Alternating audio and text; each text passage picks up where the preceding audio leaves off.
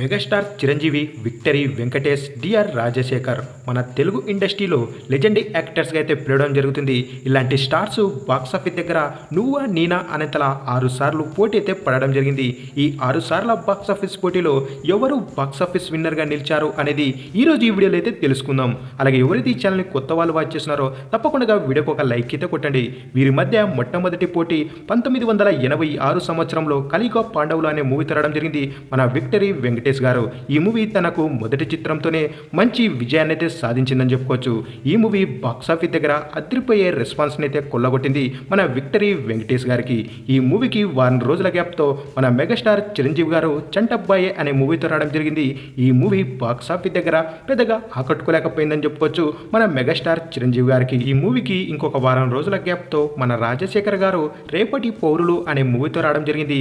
ఈ movie box office దగ్గర super hit విజయాన్ని అయితే నమోదు చేసుకుంది. ఇలా మొదటిసారి బాక్సాఫీస్ పోటీలో విక్టరీ వెంకటేష్ గారు అలాగే డిఆర్ రాజశేఖర్ గారే బాక్సాఫీస్ విన్నర్ గా అయితే నిలిచారు. ఇక వీరి మధ్య రెండవసారి బాక్సాఫీస్ పోటీ 1986 సంవత్సరంలోనే బ్రహ్మరుద్రులు అనే మూవీ రావడం జరిగింది మన విక్టరీ వెంకటేష్ గారు. ఈ మూవీ బాక్సాఫీస్ దగ్గర ఏమాత్రం ఆకట్టుకోలేకపోయిందని చెప్పుకోవచ్చు మన వెంకటేష్ గారికి. ఇక ఈ మూవీకి పోటీగా అదే రోజునే ఈ ప్రశ్నకు బదిలేది అనే మూవీ రావడం జరిగింది మన రాజశేఖర్ గారు. ఈ మూవీ కూడా బాక్సాఫీస్ దగ్గర ఏమాత్రం ఆకట్టుకోలేకపోయింది. ఈ మూవీకి 13 రోజుల గ్యాప్తో ధైర్యవంతుడు అనే మూవీ తరడం జరిగింది మన మెగాస్టార్ చిరంజీవి గారు.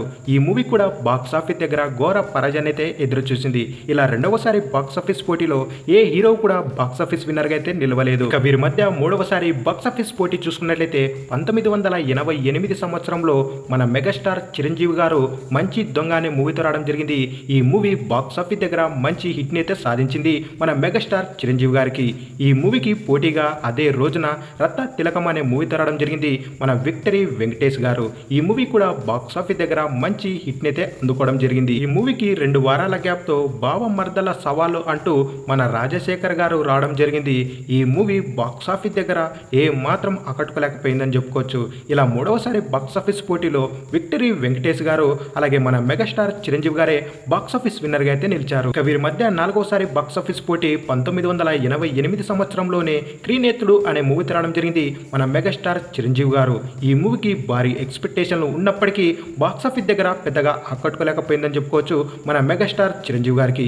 ఈ మూవీ తన 100వ చిత్రంగా అయితే రిలీజ్ కావడం జరిగింది. అలాగే ఈ మూవీకి 10 రోజుల గ్యాప్తో వారసుడు వచ్చాడు అనే మూవీ రావడం జరిగింది మన విక్టరీ వెంకటేష్ గారు. ఈ మూవీ బాక్సాఫీస్ దగ్గర మంచి హిట్ అయితే అందుకోవడం జరిగింది. ఈ మూవీకి 4 రోజుల గ్యాప్తో అన్నపూర్ణమ్మ గారి అల్లుడు అనే మూవీ రావడం జరిగింది మన రాజశేఖర్ గారు. ఈ మూవీ బాక్సాఫీస్ దగ్గర ఫ్లాప్గా అయితే నిలిచింది. ఇలా 4వసారి బాక్సాఫీస్ పోటీలో మనకు సోలోగా అయితే మన విక్టరీ వెంకటేష్ గారు అయితే విజయం సాధించారని చెప్పుకోవచ్చు. ఇక వీరి మధ్య 5వసారి బాక్సాఫీస్ పోటీ చూసుకున్నట్లయితే 1989 సంవత్సరంలో ప్రేమ అనే మూవీ రావడం జరిగింది మన విక్టరీ వెంకటేష్ గారు. ఈ మూవీ కూడా బాక్సాఫీస్ దగ్గర మంచి హిట్ అయితే అందుకోవడం జరిగింది. ఈ మూవీకి 2 రోజుల గ్యాప్తో మన మెగాస్టార్ చిరంజీవి గారు అత్తకి యముడు అమ్మాయికి మొగుడు అనే మూవీ రావడం జరిగింది. ఈ మూవీ బాక్సాఫీస్ దగ్గర ఇండస్ట్రీ హిట్గా అయితే నిలిచింది మన మెగాస్టార్ చిరంజీవి గారికి.